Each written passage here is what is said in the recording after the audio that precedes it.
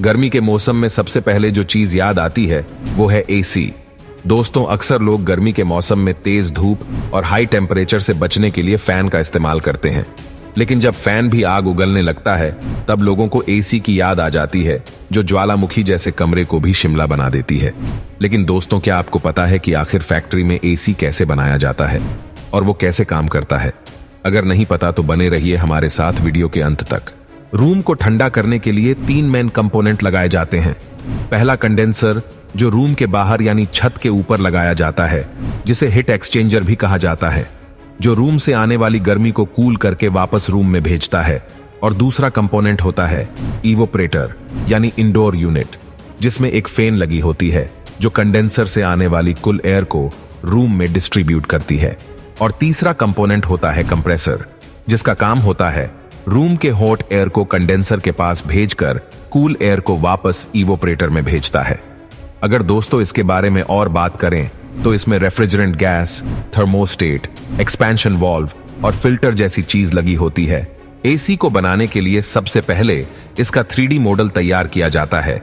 इसके बाद steel sheet पर एसी की बॉडी के अकॉर्डिंग कटिंग करते हैं।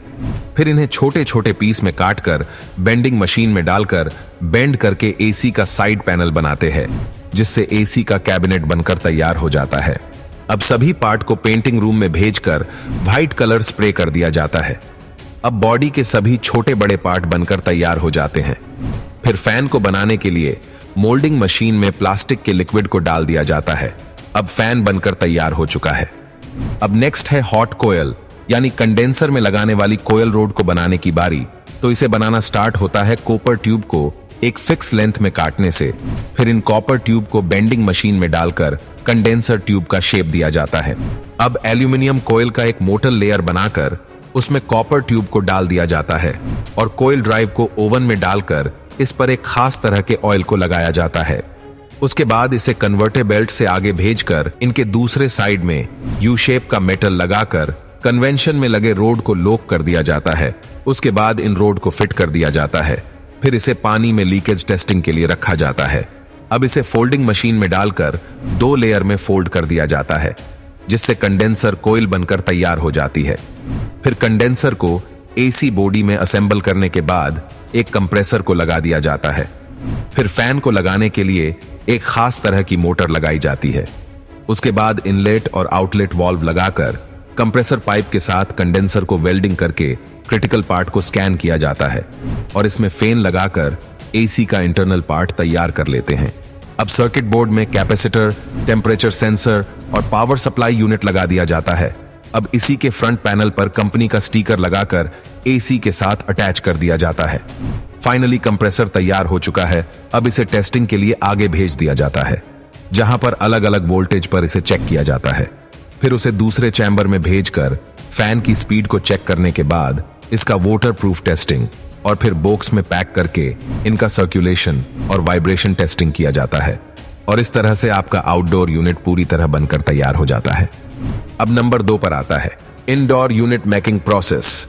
दोस्तों, ये इंडोर यूनिट छत पर लगी आउटडोर यूनिट से ठंडा एयर लेकर रूम के अंदर डिस्ट्रीब्यूट करता है। तो इसे बनाने के लिए सबसे पहले इसकी बॉडी को बनाया जाता है।